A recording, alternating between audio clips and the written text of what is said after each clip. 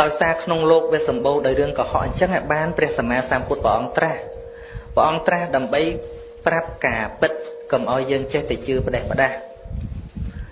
មនុស្សយើងអ្នកបកែជឿងាយពេកព្រះសម្មាសម្ពុទ្ធអត់សរសើរទេសូម្បីព្រះអង្គសម្ដែងធម៌ក៏ព្រះអង្គមិនឲ្យមកជឿព្រះអង្គដែរ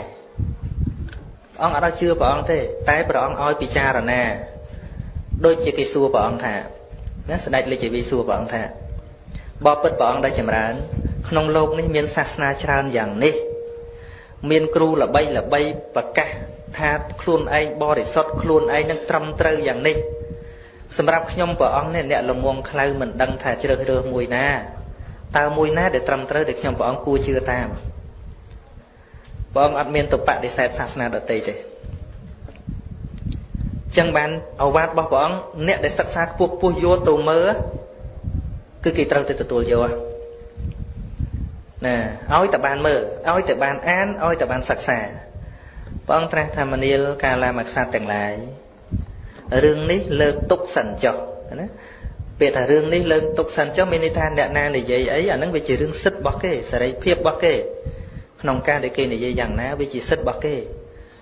ប៉ុន្តែការទទួលយកមិនទទួលយកលើយើងប៉ុន្តែយើងដែលត្រូវទទួលយកឬមិនទទួលយកអ្នកត្រូវតែពិចារណាដោយបញ្ញាគិតឲ្យល្អិតល្អន់ថាតើពាក្យដែលគេនិយាយហ្នឹងមានប្រយោជន៍ដល់ខ្លួនយើងនិងអ្នកដទៃទេវាមានការប៉ះពាល់ដល់ខ្លួនឯងនិងអ្នកដទៃទេប្រសិនក្រោយពេលដែលអ្នកពិចារណាល្អិតល្អន់ហើយឃើញថាពាក្យហ្នឹងមានប្រយោជន៍ដល់ខ្លួនឯងផងមានប្រយោជន៍ដល់អ្នកដទៃផងអ្នកទាំងឡាយចូលកាន់យកចុះក៏ប៉ុន្តែបើពិចារណាហើយឃើញតែជាពាក្យឥតប្រយោជន៍มันមានប្រយោជន៍ដល់ខ្លួនឯងมันមានប្រយោជន៍ដល់អ្នកដទៃអ្នកទាំងឡាយត្រូវតែបោះបង់ចោលសំបីពាក្យនឹងថាដូនតារបស់អ្នកធ្លាប់កាន់មកជាដូនជាតារបស់អ្នកធ្លាប់កាន់មកចាស់ទុំរបស់អ្នកធ្លាប់កាន់មកអីយ៉ាងម៉េចក៏ដោយប្រសិនបើពិចារណាហើយឃើញហើយថាជាពាក្យដែលគ្មានប្រយោជន៍ត្រូវតែលះបង់ចោលអញ្ចឹងបានជាឱវាទរបស់ព្រះអង្គត្រូវតែភាសាធម្មតាគេហៅថា update គឺវាតន់សម័យណាវាមិនមែនចាស់កម្រិលកើតទេពីព្រោះឲ្យលទ្ធភាពទៅមនុស្សគ្រប់គ្នាជាអ្នកពិចារណាហើយជ្រើសរើសដោយខ្លួនឯងអត់មានបង្កប់បញ្ជាអត់មានបខិតបខំទេធម៌ព្រះអង្គអត់មានចំណុចណាមួយដែលថាបខិតបខំទេសូម្បីតែក្នុងរឿងសិល5អញ្ចឹងឬក៏សំដែងអំពីកូនត្រូវដឹងគុណមេដាបិតាត្រូវដឹងគុណគ្រូអាចារ្យអីចឹងមិនមែនជាការបខិតបខំតែកូនត្រូវតែដឹងបើមិនដឹងវាយ៉ាងនេះបើមិនដឹងវាយ៉ាងនោះមិនមែនទេអញ្ចឹងអ្នកដឹងគុណទាំងឡាយមិនមែនគ្រាន់ដឹងគុណមេដាបិតាត្រឹមតែខ្លាចធ្លាក់នរកអានឹងមិនមែនធ្វើតាមពុទ្ធទេពុទ្ធអត់បរៀនអញ្ចឹងទេបើអ្នកឯងមិនដឹងគុណទេអ្នកឯងត្រូវពិន័យយ៉ាងនេះអ្នកឯងត្រូវពិន័យយ៉ាងនោះអានឹងមិនមែនទេពីព្រោះពាក្យថាពិន័យមិនធ្វើតាមត្រូវពិន័យគឺសម្រាប់ទូនមានអ្នកដែលមានការយល់ដឹងទន់ខ្សោយមកលើកឧទាហរណ៍ណាលើកឧទាហរណ៍ថាកូនក្មេងយើងនៅពីក្មេងវាស្គាល់ភ្លើងទេស្គាល់ភ្លើងទេហ្នឹងហើយវារត់ចាប់ភ្លើងយើងគម្រាមវាតែហ៊ានចាប់ភ្លើងវាយវាអញ្ចឹងវាហ៊ានចាប់ទៀតទេអត់ហ៊ានចាប់ទេប៉ុន្តែនៅពេលដែលវាធំឡើងពេលដែលវាយល់ដឹងវាចាប់ទៀតទេភ្លើងហ្នឹងវាយឲ្យវាចាប់វាមិនចាប់ផងព្រះសម្មាសម្ពុទ្ធព្រះអង្គបង្រៀនរបៀបហ្នឹងគឺថាឲ្យមនុស្សគ្រប់គ្នានឹងឯកភាពយល់ថាអ្វីអាក្រក់ជាអំពើដែលគួរលះបង់មែនឧទាហរណ៍ថាសម្លាប់សត្វអញ្ចឹង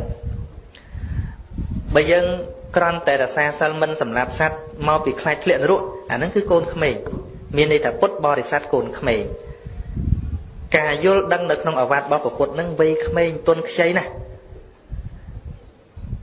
មានន័យថាយើងមិនហ៊ានសម្លាប់នេះមកពីខ្លាចធ្លាក់នរកបើមិនចេះអញសម្លាប់បាត់ហ่ะដូចគ្នានឹងក្មេងមិនហ៊ានធ្វើអីមួយមកពីខ្លាចតែម៉ែវ័យទេបើម៉ែមិនវ័យអញលេងហ៎វាអញ្ចឹងយល់ទេយល់ថាម៉េចហ៎ព្រះសម្មាសម្ពុទ្ធអ្វីត្បិតតែមានពាក្យខ្លះហាក់បីដូចជាគម្រាមខ្លះប៉ុន្តែសម្រាប់អ្នកទុនខ្ចីទេសម្រាប់ nè để miền ca vô đăng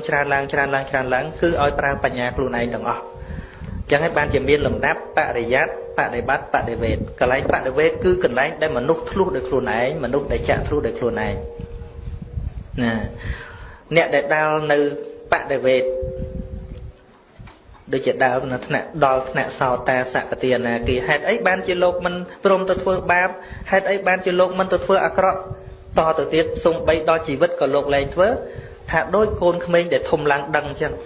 ban chỉ chụp chặt phơi mau bị đằng sẽ bán này ta phơi nó cái đào đấy đăng được luôn ai mình còn thì chưa tam cái thằng này cùng chấp á phải dắt ảnh vay á phải dắt bên che phải dắt bên cho mình mấy không lẽ khả năng đăng thế